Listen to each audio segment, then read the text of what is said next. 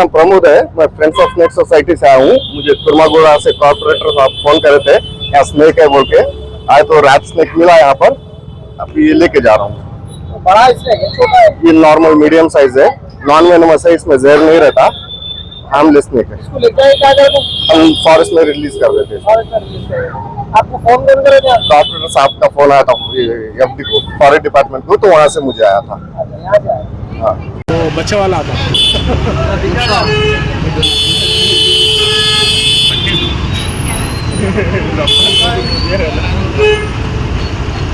ಕಡ್ದು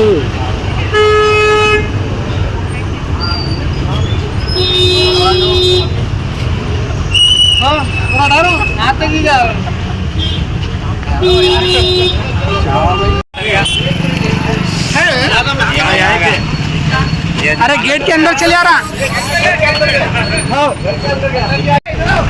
इधर आओ इधर बाहर निकले भाई, इधर आओ।